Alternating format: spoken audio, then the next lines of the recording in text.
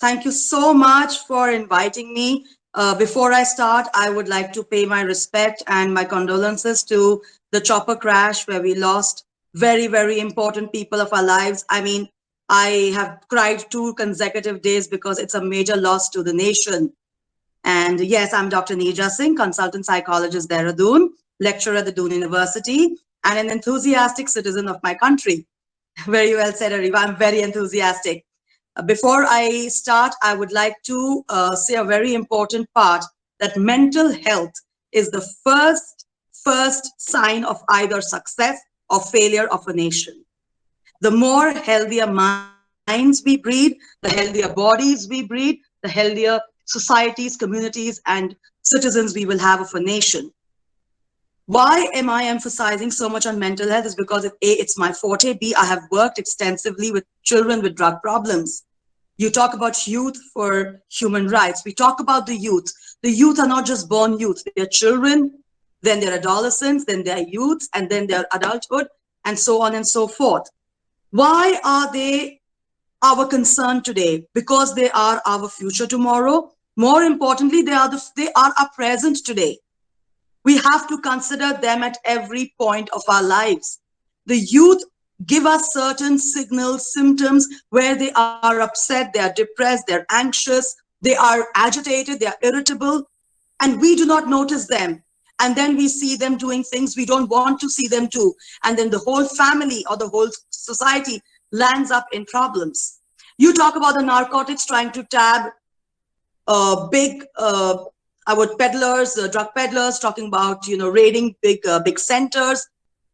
Problems start from the mind. We need to address one thing very clearly here, Reba. We are talking about a human mind. Our biological requirement is thirst, hunger, and sex, which three are very important aspects, but we do not consider them as important. We neglect the most important aspects of our lives and give those more priorities which are secondary in nature. If a child is taking up drugs, there has to be a need. There has to be an emergency. Why aren't we tapping emergencies and not addressing their root cause? Very rightly said, nothing happens without a cause and nothing will be an effect without the cause. And the root cause is the most important aspect to be noticed. We must go into retrospection, go backwards where the problem is occurring. You will not just have youth being criminals, youth being victims, girls being raped, or boys taking up drugs and then going into delinquents, juvenile delinquents, and becoming a deviant to the society.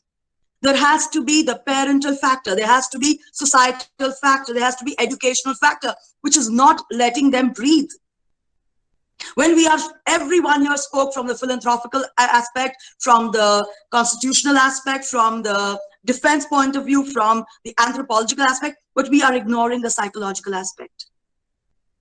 In the entire conversation, I was just so keen to speak, not because I'm a speaker, because I am concerned about everyone around me. They may not be related to me, but they are my concern because it's my profession to help them come out of their miseries. And they will only come out if we address them as wanting to come out. First and foremost, are they aware of their rights? Everyone is shouting out human rights. Do they know their rights? Do they know the Constitution? Do they know how to express themselves? Are they misusing their rights or are they ignoring their rights? All of it boils down to their mental satisfaction and psychological need. Till they don't understand, we are harping and we are screaming and we are shouting for them. But are they aware of what they require? Is that drug a need? Or is that drug a kick? Or is that drug just to be used? The time when children start showing negative responses, that's alert, that's signal for every parent or every community or every society to understand why the children are doing what they're supposed to be doing.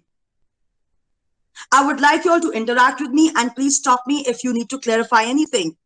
Next, I would like to, before I lose out on my time, I would also like to please, because you all are very senior in this profession, you all have been on the platform of the United Nations, you have been attending summits and conferences, addressing mental health should be the first sustainable developmental goal. If there ain't a good mental health, there's going to be not a good person or not a good nation. And anyone in between will suffer. So mental and psychological well-being are predominantly, primarily our first concern. Because from a mind, do you have anything else in your life? If your mind is clustered, your mind is deficit, your mind is confused, your mind is not clear, you're not going to be clear about anything you need, anything you want, anything you desire. All your conflicts, your intrapsychic, people have talked about repression and suppression. They come from the mind. They're the inadequate minds. We got to make them adequate. We got to make them satiated to what they need. Till we do not give them the right requirements, they will not use their minds the right way. And then we are bound to just being working towards something which is going against the flow of the current, and you're bound to fail. So putting it all together, I would like to read out from an excerpt by I'm a Buddhist follower as well.